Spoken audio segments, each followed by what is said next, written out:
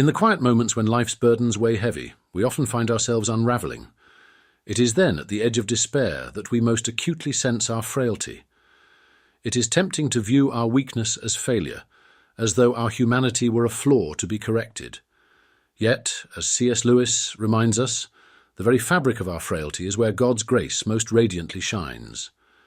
Lewis once wrote, "God whispers to us in our pleasures, speaks in our conscience, but shouts in our pains. It is his megaphone to rouse a deaf world."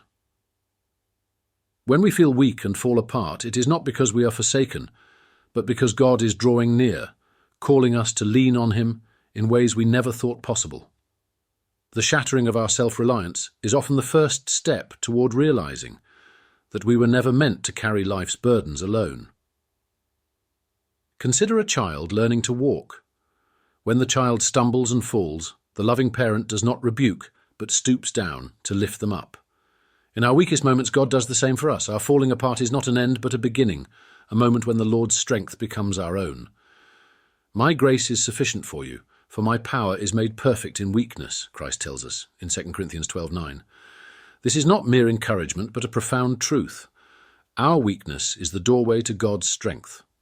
To rely on God in times of weakness is not to forfeit responsibility or courage, but to place our hope where it belongs.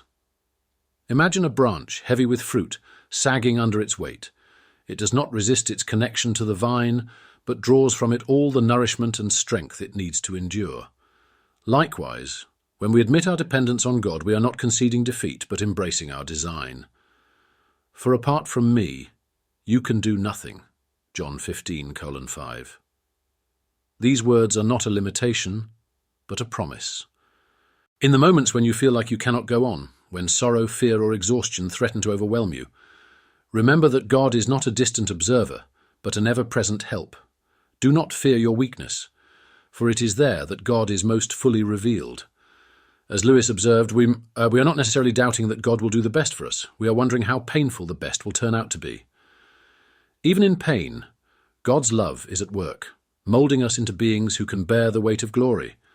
So, let God be your strength. Do not run from the moments when you feel like falling apart. Instead, fall into his arms. For there, in his love, is the strength to rise again, not by your own power, but by his.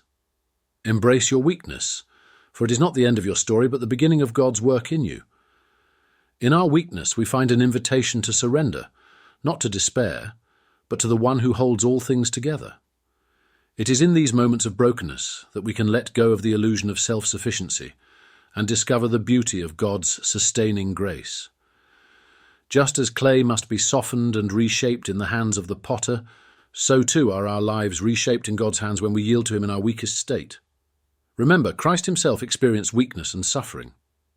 In the Garden of Gethsemane, he cried out in agony, "My soul is overwhelmed with sorrow to the point of death." Matthew 26:38. Yet he entrusted his anguish to the Father, saying, "Not my will, but yours be done." In his humanity, Christ shows us that our weakness is not a barrier to God's work. It is the soil in which his strength takes root. When you feel like falling apart, know this: God is already at work. His power will carry you where your own cannot. His love will sustain you when you feel empty. Let your weakness point you to the only strength that truly endures, the unfailing strength of God.